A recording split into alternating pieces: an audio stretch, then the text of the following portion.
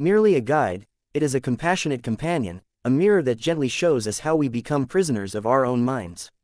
It invites us to examine the deeply human tendency to get lost in the maze of thoughts, to replay the past, to fear the future, and to doubt the present moment.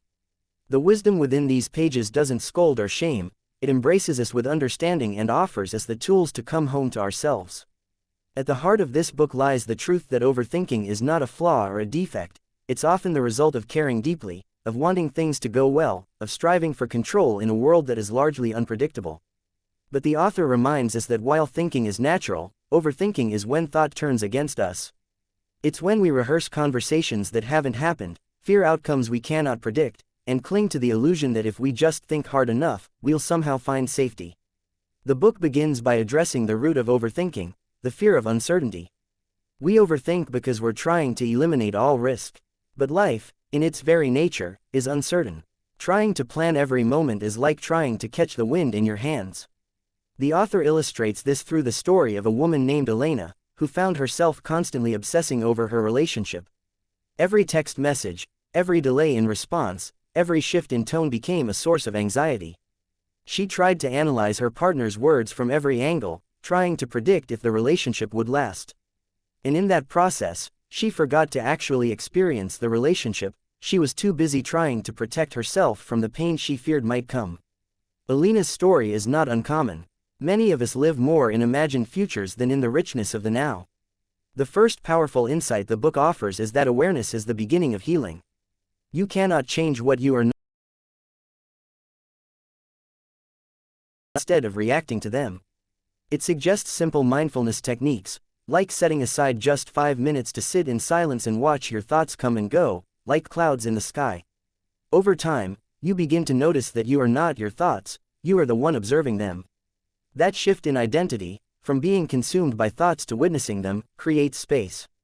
And in that space, peace can begin to bloom. The next key idea the book explores is the role of perfectionism in overthinking. Many of us have internalized the belief that we must get everything right in order to be worthy or successful. This leads to analysis paralysis. We become afraid to take any step for fear it might be the wrong one. The author recalls the story of James, a talented artist who spent more time thinking about which project to start than actually creating. His need for the perfect idea prevented him from taking the first brush stroke. One day, a mentor told him, better to paint badly than never at all. That moment shifted something in him. He began painting imperfectly, but consistently, and eventually, his work evolved into something beautiful. The message is clear: action is the antidote to overthinking. Progress, not perfection, is what leads us forward. Another profound lesson the book offers is the power of presence. When we overthink, we abandon the present moment. We leave our bodies and live in our heads. But life is only ever happening now. The book introduces grounding exercises to reconnect with the present, like feeling your feet on the ground, naming the colors in the room, or taking 3 slow, conscious breaths. These small practices are like anchors in a storm. They remind us that no matter how chaotic our thoughts may seem, we can always return to the stillness within. There is also a beautiful exploration of self-compassion. Often, we think we can bully ourselves into peace, that if we just think harder or criticize ourselves more, we'll stop making mistakes. But harsh self-judgment only fuels the fire of overthinking. The book invites us to treat ourselves like we would a dear friend. To ask, would I speak to someone I love the way I speak to myself? When we begin to replace judgment with kindness, the inner war softens. The noise quiets down, and in that kindness, clarity begins to emerge. The book doesn't offer a magic cure. Instead, it gently reminds us that change is a practice. It takes time. The mind that has been trained to spiral into overthinking will need patience as it learns a new way of being. There will be days when the old patterns return, when fear knocks at the door again. But that doesn't mean you've failed. It means you are human. And every time you choose awareness, every time you choose to breathe instead of panic, to act instead of stall, to forgive instead of criticize, you are rewiring your mind toward freedom. Another powerful section of the book explores the connection between overthinking and control. Many of us believe that if we can just control every detail of our plans, relationships, even other people's opinions, we will finally feel safe. But control is an illusion. The more we try to micromanage life, the more it slips through our fingers. The book tells the story of Amir, a father who constantly worried about his daughter's future. He would stay up at night imagining worst-case scenarios, trying to prepare for every possible challenge she might face.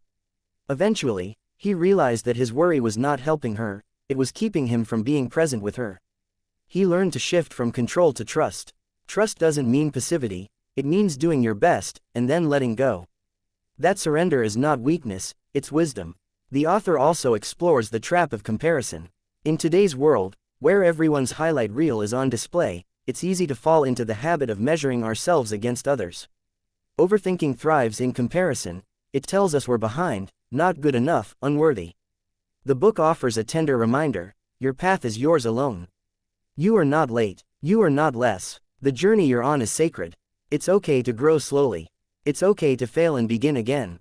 The only person you need to compete with is the version of you from yesterday. One of the most transformative chapters is about embracing uncertainty. Overthinking is often a desperate attempt to predict the future. But what if we could learn to live with not knowing? The author encourages the reader to find beauty in uncertainty, to see it not as a threat, but as a canvas of possibility. Think of a child learning to walk. They fall, again and again, but they don't stop. They don't overanalyze. They just get up and try again. There is something pure and powerful about that kind of trust, in ourselves, in the process, in life itself. The final message of the book is perhaps the most empowering. You are not broken. You are not your anxiety. You are not your thoughts. You are a vast, aware presence, capable of witnessing storms without being consumed by them. The fact that you overthink doesn't mean you're weak, it means you care, it means you feel deeply. But you don't have to be ruled by those thoughts. You can train your mind to serve you, rather than sabotage you. You can find peace not by eliminating all uncertainty, but by learning to live gracefully within it. How to Stop Overthinking is not just a book. It is a gentle guide for those of us who feel overwhelmed by our own minds.